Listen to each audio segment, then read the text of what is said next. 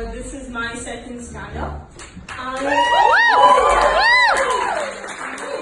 family and my friends are here tonight. I mean, the unconditional love that I have for them and the unconditional love that they have for the money that I paid them to be here tonight. So, thank you for that. I am Pakistani, but I also have the Canadian passport, so I can pay domestic tuition. So, I came to Canada for college in 2017, and I have not looked back ever since. No, seriously, I cannot look back. This 110 kilometers per hour blowing wind has given me such stiff neck and vertigo. I physically cannot look back. I mean, we're talking about Toronto weather, right? What is this weather? You know, you look outside, it's sunny. Then you look at your phone, it's 10 degrees. Then you see the feels like on the weather app, I don't know if you see it, and it's like minus 20. I mean, what is this feels like? It's like, is it, I don't know what the job is. Do you look outside and see how many old white men are jogging in jobs? If it's, I don't know, 4 white men, it's minus 10. If it's 2 white men, it's minus 20. And if it's 1 white man in a North Face thermal, it's a polar vortex. I don't know, you tell me. You know what, I wanted to find out what this feels like is. So I went on Google, I searched out what this feels like. And it actually said that feels like is for real human beings. So what is the real feels like for? I don't know, beavers? Geese? Mooses? What is the plural for moose? I don't know. Doug for Joseph cuts? No, that's too cold. I mean, you know what? If you're gonna hire anyone for the feels like, you should hire brown people. We are so good at seeing facades, we always know what the feels like is. It's kind of like when the British came to the subcontinent for trade in spices. Nah, it feels like you're gonna be here for 200 years. I mean, this brings us to the topic of racism. I don't want to get too much into it, but you know what? If you're gonna be racist with me, be smart about it. I don't like dumb racists. This guy at the club told me, you are ISIS. I said, you are Popeyes. You are Tim Hortons. You are Toronto Dominion Bank. No, I'm not the terrorist organization. I'm just the terrorist. I'm not the terrorist.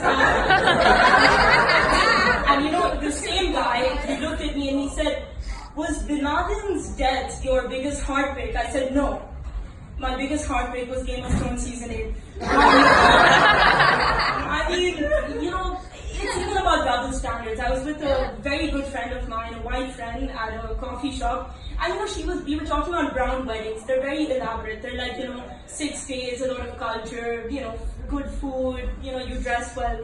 And my friend was like, you know, you guys are really, really extra. We just have like one chapel and reception and done.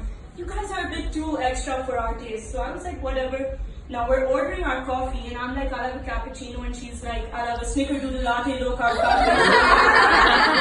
So, I don't know where these double standards come from. But you know what? Coming back to Toronto weather, it is so deceptive, guys. It's like deception on deception. It's kind of like Toronto General, if you've been there. If you've got like some injury or something, you enter Toronto General, the nurse says the doctor will be with you now. The doctor doesn't come, it's been 8 hours, you become friends with the homeless guy beside you. And then the nurse finally comes and says the doctor will see you now. You're happy, you're going to get cured, but you're actually not. You're put in another room, 10 hours, 12 hours, you figured out the Wi-Fi of the hospital, you made 100 LinkedIn connections, your disease healed on its own, and the Green Party won majority in Canada. So quite some time. And as you're sitting with your grandkids, writing your taxes, the doctor finally walks in and says, that'll be $600. So, you know, I don't understand what's going on. But never mind the deception, this weather has really got to me. But Toronto's been actually really great to me. I've met some unbelievable people, beautiful human beings. I actually learned a lot of slang, like, you know, wab wab, alive. I know everyone makes that face when I talk like that. Even stan. Stan means fan or something. And I didn't know how it's spelled. I was like, is it S-D-A-A-N? Is it S-T-A-A-N? So my friend's like, just think of it as Stanford. Remove the Ford and everything's great. Kind of like Canada. You know? I worked on that too. Thank you.